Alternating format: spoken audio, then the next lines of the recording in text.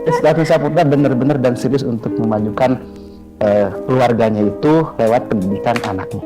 Pendidikan itu bukan hak orang kaya, pendidikan itu untuk orang yang mampu. Pendidikan itu untuk seluruhnya. Makanya kita ingatkan bahwa semuanya harus berpendidikan.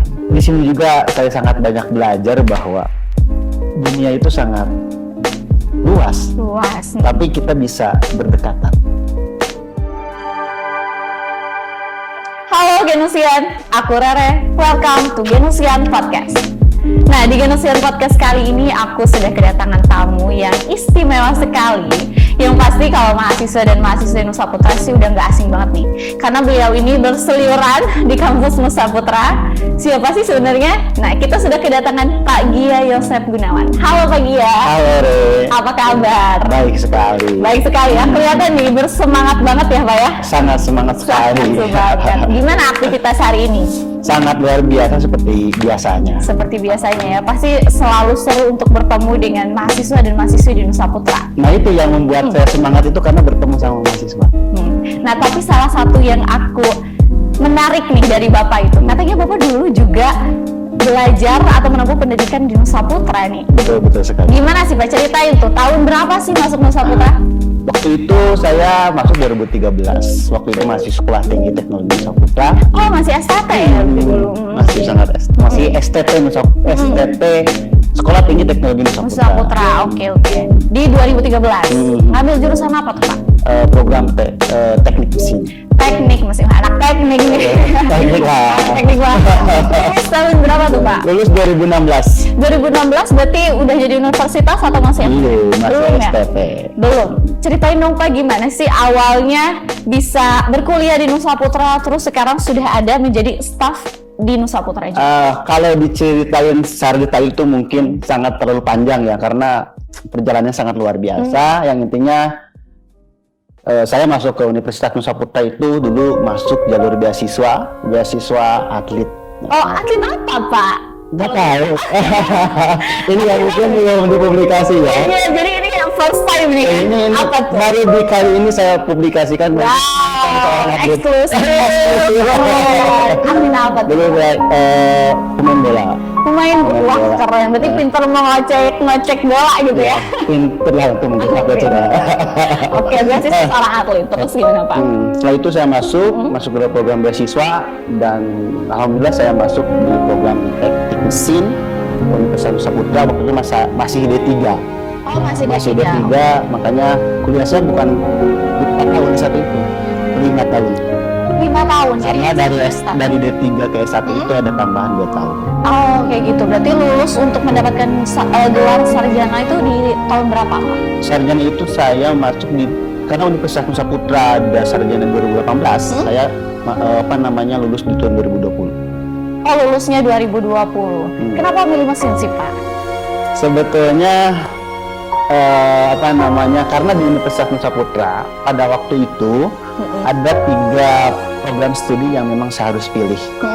Teknik elektro sama teknik sipil. Namun kebetulan saya dulu di SMK juga ngambil jurusan teknik, makanya saya teknik mesin sampai sekarang. Tapi ini ada pengalaman yang sangat luar biasa.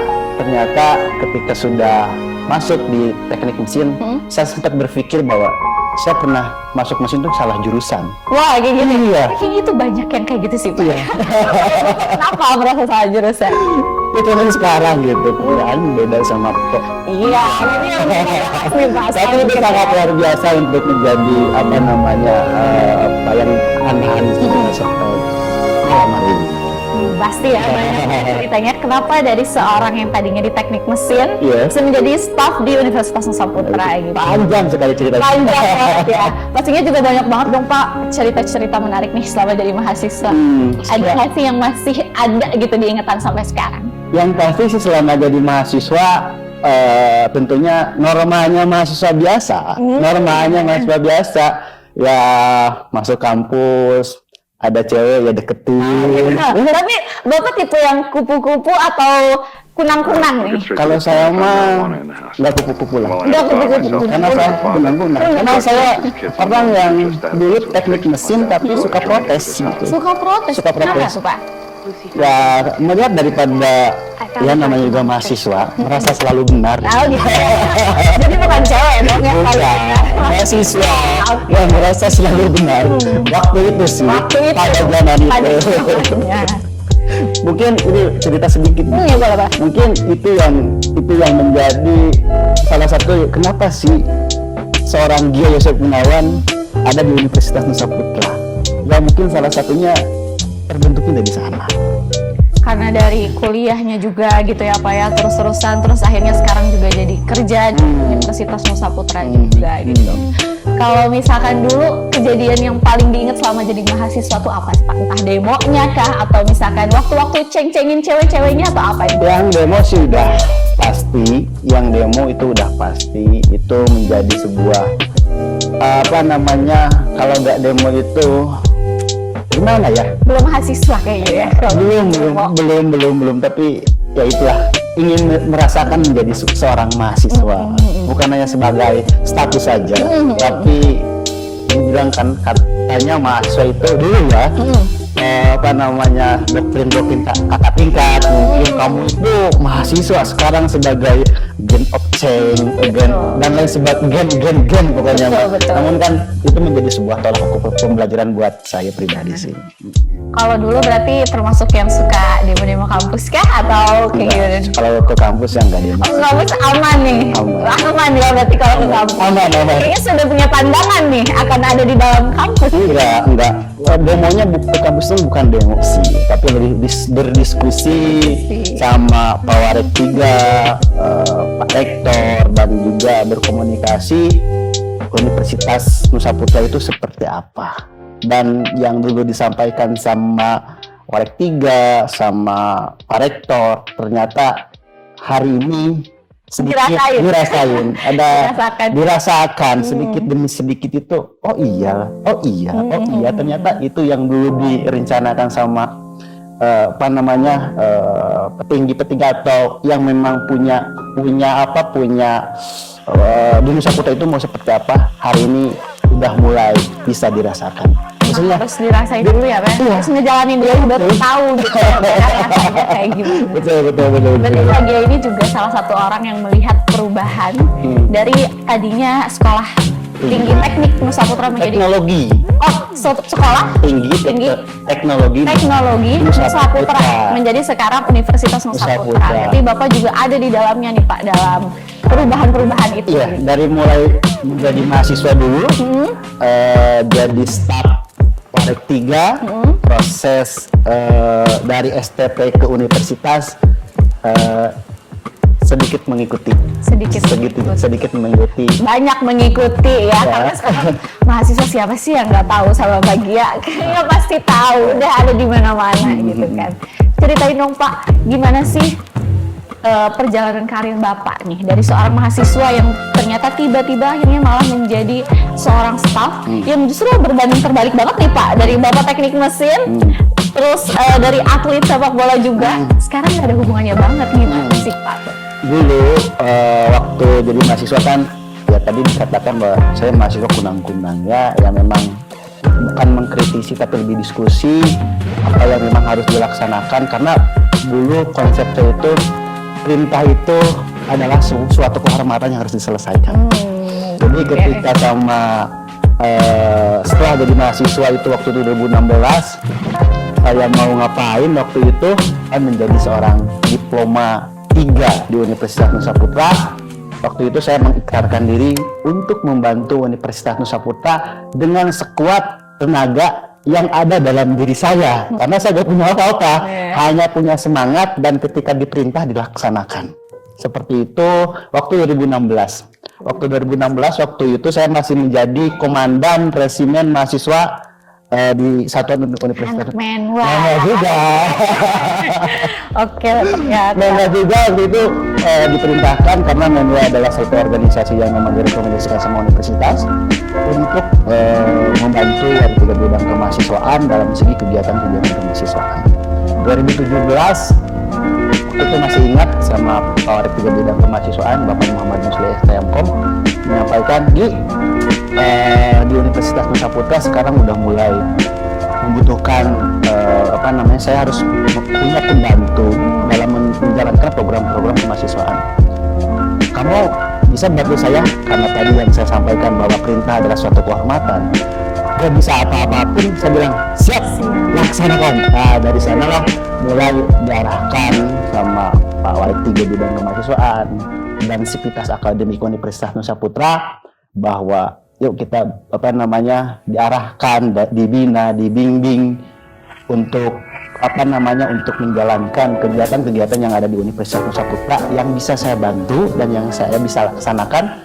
Dan alhamdulillah sampai hari ini Pak Warik 3 Bidang Kemahasiswaan saya masih membantu beliau dalam menjalankan kegiatan-kegiatan khususnya dalam bidang kegiatan aktivitas dan kreativitas mahasiswa di Universitas Nusa Putra. Jadi berawal dari perintah yang memang kalau pagi menganggap perintah itu sebagai satu kehormatan gitu ya.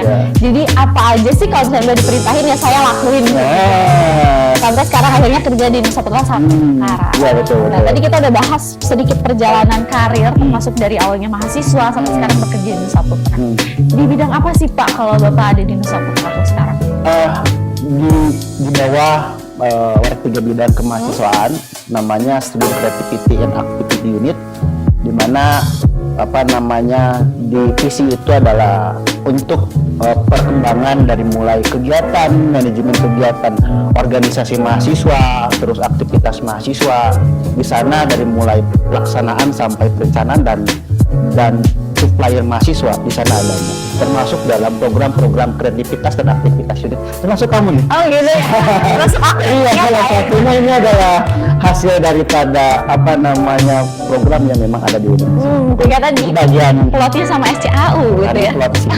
Kebetulan ada di bidang itu. Iya. Jadi pokoknya cari-cari mahasiswa-mahasiswa yang kreatif, yang ide-idenya tuh yang pasti masih bisa dikembangkan gitu ya. Jadi kalau misalnya ada mahasiswa atau mahasiswi Nusa Putra yang kreatif itu pasti ada di bawah naungan pagi ya. Bukan di bawah naungan, tapi kami arahkan supaya kreativitasnya itu lebih berkembang lagi dari mulai minat dan bakat, apapun itu kreativitas mahasiswa kami di bidang kami itu mensuplai mahasiswa supaya berkembang, supaya mahasiswa itu berkreativitas dan beraktivitas sesuai dengan minat dan bakatnya masing-masing di bawah naungan Warik 3 Bidang Kemahasiswaan. Diasah terus gitu ya Pak ya, supaya nggak sia-sia. Orang punya potensi tapi nggak digali kan kasihan gitu ya Pak ya. Aku juga kalau misalkan lihat di sosial media Bapak juga kayak kayaknya jalan-jalan terus nih Pak. Gimana itu salah satu kegiatan yang ada di sini. Kegiatan kampus kah? Atau emang jalan-jalan aja? Jalan-jalan sambil kegiatan kampus. Nah itu ngapain sih Pak? Soalnya kalau aku lihat tuh ya kayaknya jalan-jalan ke Papua atau gimana. Kok enak gitu ya? Ngapain aja biasanya Pak?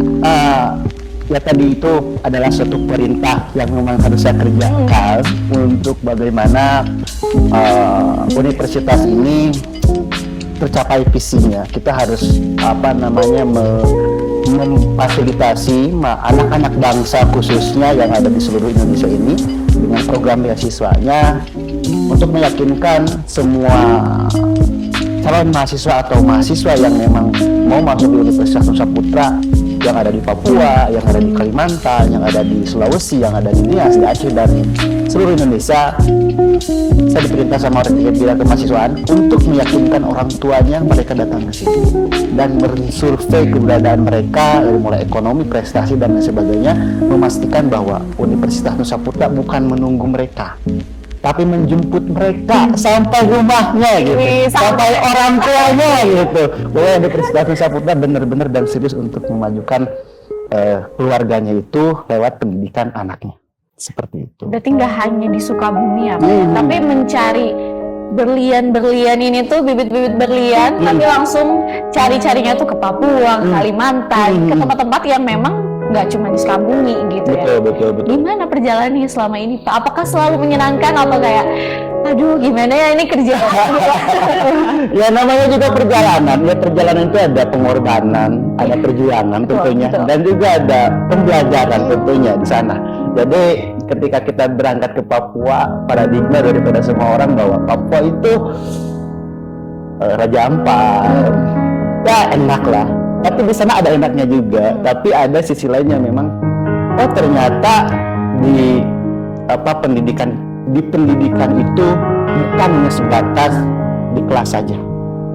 Tapi pengalaman itu yang menjadikan semangat saya pribadi di studi kreativitas aktivitas saya tadi menggali bakat yang memang mutiara-mutiara terpendam yang memang harus kita jemput untuk Indonesia di masa yang akan datang. Dengan perjalanan itu tentunya ada pahitnya, ada manisnya, ada bahagianya, ada harunya, ada sedihnya, campur aduk lah. Kalau dianalogikan seperti makan sop buah gitu. Kenapa sop buah? Nah, itu kan ada manisnya, ada asemnya, tapi enak kalau bisa kita.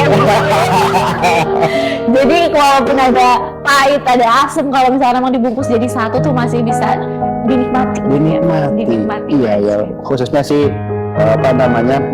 dengan program ini, kalau orang lain berpikir bahwa ngapain sih Universitas Nusa Putra datangin orang-orang dari luar, orang-orang dari berbagai pulau latar belakang yang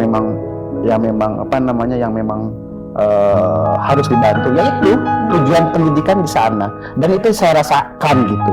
Itu arahan daripada atasan saya, Wartiga ataupun Rektor dan Sivitas Akademi Pendidikan Universitas Nusa Putra. Ketika saya menjalankan ke sana, oh ternyata ini pendidikan itu gitu. Karena pendidikan itu bukan hak orang kaya, pendidikan itu untuk orang yang mampu. Pendidikan itu untuk seluruhnya. Makanya kita jemput, kita ingatkan bahwa semuanya harus berpendidikan. Seperti itu. Keren banget nih Pagi. Aku mau tepuk tangan dulu buat Pagi ya. Jangan terlalu serius ya. Iya. Bahaya kalau serius itu nanti kita bahagia gitu. Ngomong-ngomong soal bahagia. Iya. Kan dari tadi suka jalan-jalan gitu kan. Itu kan merupakan tugas dari kampus. Kalau dilihat kan dari sosial medianya, kan mungkin memang sendiri aja. Kita ternyata seorang orang itu mengikuti sangat mengikuti perkembangan sosial media saya juga. Saya harus kita perkembangan sosial media seluruh staff Nusa Putra. Iya, terima kasih. Harus dong, kan itu arahan aku juga. Iya. Nah, sih Pak, kan jadi role model aku. Kayak Pagi tuh jadi role model aku banget untuk bisa jalan-jalannya aja. Kalau dilihat dari sosial media ya gitu kan, mungkin sendiri nih, kelihatannya sendiri ya kemana-mana. Kalau kehidupan aslinya gimana sih Pak? Apakah masih sendiri atau kayak gimana? Karena kan mungkin bisa dibilang agak tertutup ya kalau soal masalah pribadi. Ya kalau masalah pribadi sih sebetulnya kalau saya bicara di sini takutnya saya mempublikasi iklan lagi sama mahasiswa. Kenapa iklan? Namanya apa? Enggak sih, sebenarnya kalau masalah pribadi sih bilangnya. Kalau di pribadi itu dalam konteks apa dulu nih? Pribadi itu. Iya, kehidupannya apakah sudah ada yang menemani dalam melalui perjalanan karir selain orang tua dan keluarga? Kalau tadi jawabannya sama ke sana. Saya udah tahu, udah nebak Pak. Selain orang tua dan keluarga, kan masih pada penasaran nih Pak, gengsian semua. Supaya kalau penasaran ya langsung chat saya aja langsung aja. Langsung belum masih tinggal kalau penasaran langsung chat aja. Personal WhatsApp. Ya. Kalau menurut kamu saya masih seperti apa sekarang? Gak tahu Pak, aku nggak mau takut salah ngomong. Ya nggak tahu Pak, nanti kalau salah saya koreksi. Enggak deh, cukup jadi misteri aja. Cukup misteri yang pasti hari ini saya masih dalam kondisi tidak ada yang mengatur. Tidak ada yang mengatur, masih dalam proses atau tahap mencari. Ya, belum mencari apa nih? Mencari yang mengatur. Oh itu bisa dikatakan seperti itu. Mencari yang mengatur gitu kan? Ya sama-sama mengatur. Sama-sama.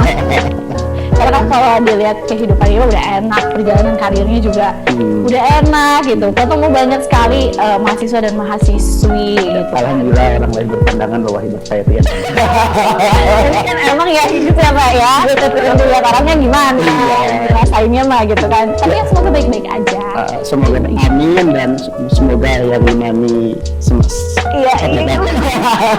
Sempat datang pasti nanti ya Nusa Putra itu Pak. Pasti harus diundang semua. Kayak gitu kan? Insya Allah. Kalau jangan salah. Kayaknya udah takut keceplosan. Udah cukup. Oke, kita balik lagi ke perjalanan Saputra.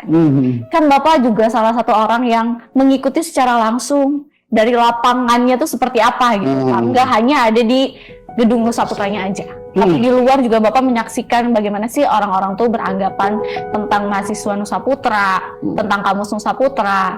Bapak gimana sih nanggapin perkataan atau pernyataan itu semua? Untuk menyikapi perkataan atau pernyataan daripada orang itu kan sebuah asumsi ya. Memang belum tentu kebenarannya. Yang pasti kita berproses saja sesuai dengan koridor aturan yang memang sudah ada, bahwa kita ini melakukan hal yang terbaik. Karena kebaikan itu akan selalu ada dan akan terpublikasi juga dengan perjalanannya. Jadi kita gak usah ada yang ngomongin seperti apa, ya silahkan saja monggo. Ada yang ngomongin seperti apa, ya silahkan monggo. Bebas berpendapat.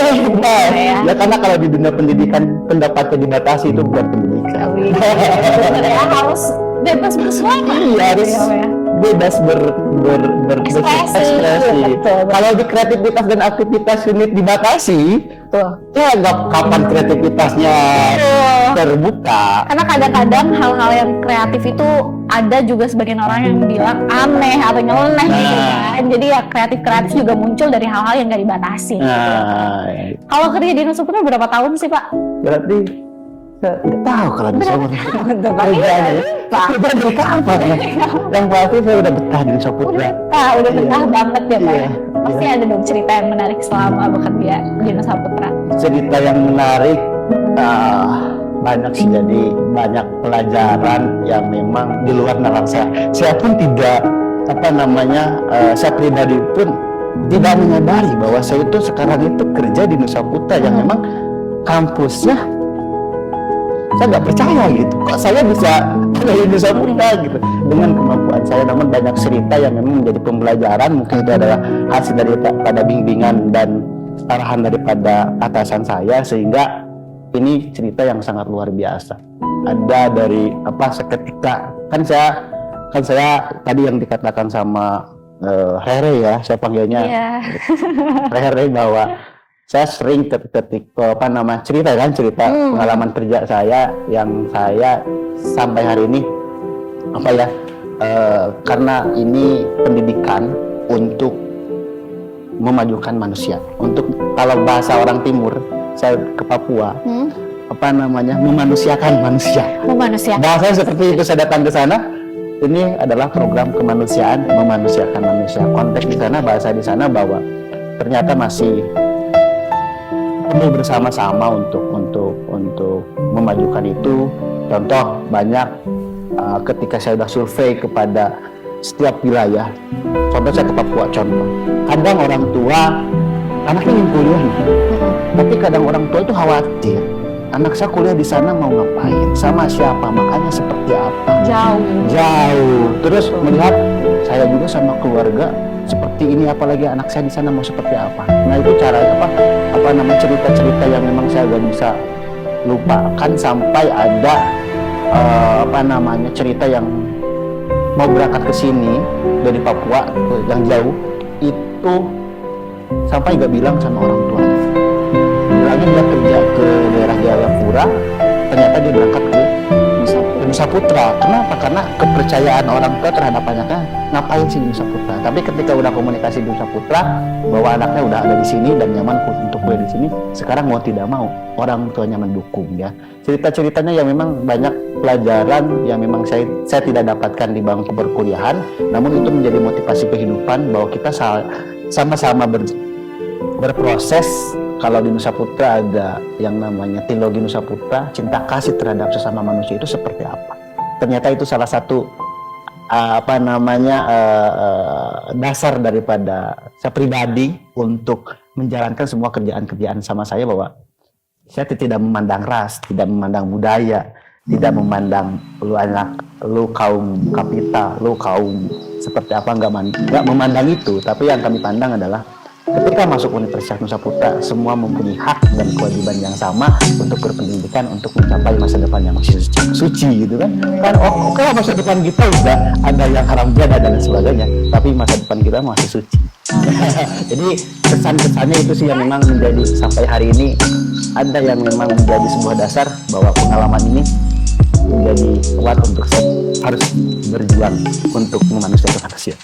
Pasti ya Pak ya. Iya. Aku dengerin aja tuh kayak amazed gitu karena itu salah satu hal yang menurut aku nggak bisa dijelaskan secara teori ya Pak ya. Sepakat itu. Nggak akan dapet di bangku kuliah juga ya Pak ya. Karena yang merasakannya hati saya gitu. Betul. Jadi kita harus terjun secara langsung, kita harus melihat secara langsung. Termasuk kalau aku dulu kayak juga tidak ada kepikiran akan kuliah bersama dengan orang-orang di luar pulau atau bahkan orang-orang luar negeri.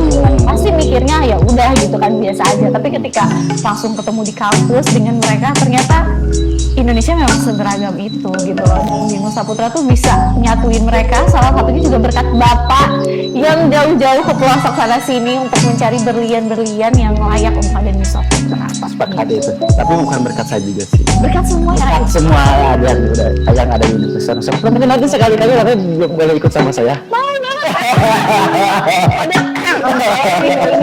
Oke, kalau nanti saya boleh ya. Nanti kali jelas ya kan ya. Iya dong, mau dong Pak. Oke. Oh iya. Nanti saya rencana depan lah saya pesen tiket satu bulan. Oh iya, aku nanti tenang aja Pak, KTP apa sih? Oh, iya, siap. Aku nggak ngerepotin. Oh iya. Mandiri, backpacker juga siap. Oh siap kalau gitu. Kan siapa tahu butuh dokumentasi. Kampus kan? Betul. Saya juga butuh yang mendampingi di sana. Oh iya, tenang Pak. Siap. Aku udah siap Pak. Jangan terlalu serius ya, orang kita ngobrol gini serius jadi gimana nanti? Iya, bercanda. Itu jadi tadi cerita-cerita menarik. Pastinya udah nggak bisa diukur ya Pak ya, pengalaman menarik selama di Saputra. Ya nggak ada ukurannya. Dengan rekan kerjanya gimana Pak? Apakah sempat ada benih-benih atau kalau itu kerja itu apa ya? Nikmati aja. Karena kita diajarkan di Universitas Saputra itu untuk kolaborasi tapi tahu batasan dalam konteks pekerjaan. Kita ada waktunya seperti keluarga, ada waktunya seperti teman, ada seperti anak dan orang tua, ada waktunya sebagai atasan dan bawahan. Jadi ini yang menjadi bukan hanya sebatas rekan kerja, tapi menjadi keluarga besar di Universitas Saputra. Itu yang memang sampai hari ini saya bertahan. Profesor, yang penting profesionalitas. Sehingga Saputra tercapai dengan visi misi yang memang akan dijalankan, dengan rencana-rencana yang akan dijalankan. Mudah-mudahan konsep seperti itu yang memang efektif untuk terus terjaga. Walaupun universitasnya sudah makin terkenal mendunia, amin. Tapi budaya-budaya Indonesianya yang namanya kumpul-kumpul, terus yang namanya profesionalitas kekeluargaan, silaturahmi itu masih tetap dijaga. Itu harus. Soalnya emang aku ngelihat juga dosen-dosen, jangankan mahasiswanya gitu ya, tapi dosen-dosen atau stafnya juga kan menjadi contoh dari para mahasiswa gitu. Kalau ngelihat tuh memang seru aja gitu ya, kayak kumpul-kumpul, ngobrol-ngobrol, kayaknya memang bondingnya tuh udah kuat gitu. Jadi memang selalu dijaga ya namanya kekeluargaan. Walaupun tetap kalau misalnya pas kerjaan ya udah kerja gitu ya Pak ya. Jadi itu yang masih dipertahankan. Dengan dosen-dosen atau staf asing gimana nih Pak? Ada kesulitan kah selama ini? Itu di sini juga saya sangat banyak belajar bahwa dunia itu sangat luas. Tapi kita bisa berdekatan. Ya kan ada yang dunia itu sangat luas, tapi kita bisa berdekatan. Quotes tuh guys. Tapi kita bisa berdekatan. Dengan apa? Dengan ya tadi mendatangkan orang-orang tadi, orang-orang luar negeri ke sini, orang daripada ada yang berbagai budaya, ras dan lain sebagainya. Itu menjadi sebuah pembelajaran komunikasi bahwa seorang Yosef Gunawan yang asalnya dari kampung gunung yang memang gak punya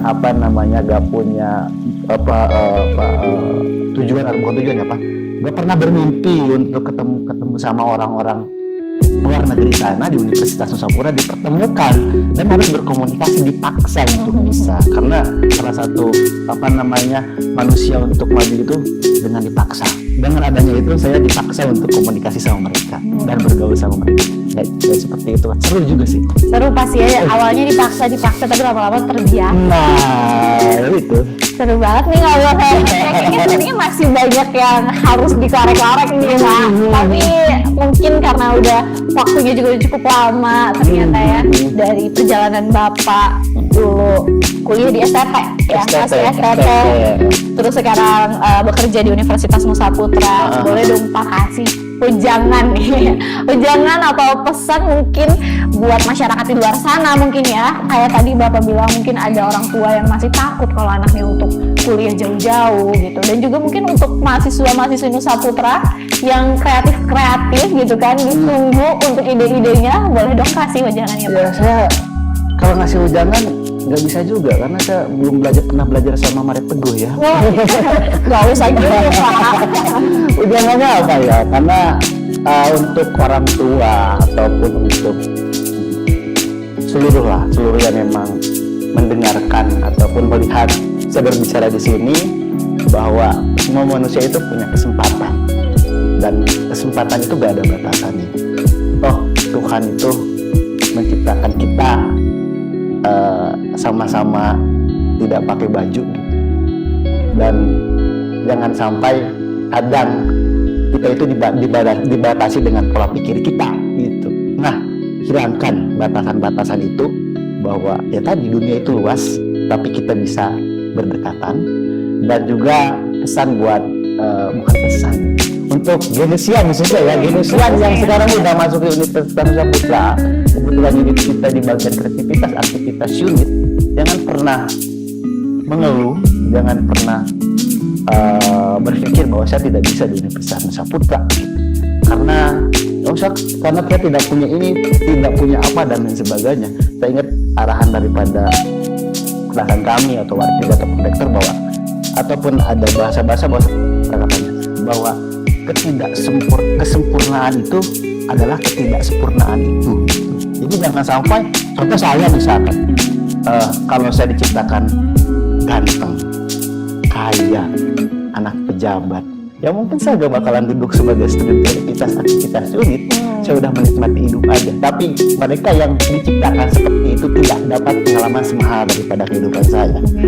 Iya kan? Seperti itu. Jadi untuk semuanya jangan pernah putus asa bahwa kita mempunyai mempunyai kehidupan dan kesempatan yang sangat luar biasa. Dimanapun kita dilahirkan, dimanapun kita diciptakan, dimanapun kita hidup, masa depan kita sangat jauh, sangat bisa bermanfaat untuk orang-orang banyak. Dan tentunya buat yang terakhir, untuk orang-orang yang memang masih banyak mengeluh, jangan terlalu banyak mengeluh gitu. Banyaklah bersyukur, karena kalau mengeluh masih lebih banyak yang kurang daripada kita. Bersyukurlah untuk menjadi orang hebat. Jadi jangan selalu lihat ke atas, lihat ke bawah juga, nanti kesandung. Iya, banyak bersyukurlah gitu ya. Bapak Gia, terima kasih banyak. Aku udah ditemenin ngobrol dari awal sampai sekarang. Setelah kesibukannya pasti sibuk banget. Sangat sibuk ya, mengurusi berbagai hal, tapi masih mau menyempatkan waktunya untuk ngobrol sama aku. Aku berterima kasih banyak. Sama-sama, saya juga sedikit berterima kasih banyak nih. Malam ini saya ditemani sama Rere, jadi penat hari ini sedikit terobati. Karena kalau kita udah capek-capek tuh emang paling enak ada tempat untuk cerita. Nah, disegerakan cari. Gue terima kasih banyak pagi ini. Kita bisa bertemu lagi lain waktu, dan mungkin Genusian semua juga ada yang pengen tahu lagi nih cerita lanjutnya tentang trip Bapak ke Papua, kemana-mana gitu kan, mencari berlian-berlian dari Nusaputra. Nanti kita akan ngobrol-ngobrol lagi di lain kesempatan. Terima kasih banyak ya. Sama-sama deh. Oke. Nah, itu dia Genusian. Genusian Podcast kali ini bersama dengan Pak Gil Yosef Gunawan yang pastinya juga memberikan banyak sekali informasi penting dan juga menarik. Tentunya kita juga akan selalu menghadirkan narasumber lainnya yang akan memberikan informasi yang gak kalah penting dan gak kalah menarik lainnya. Kalau gitu aku Rere pamit. Dia Yosef Gunawan juga pamit. See you on the next video. Bye bye.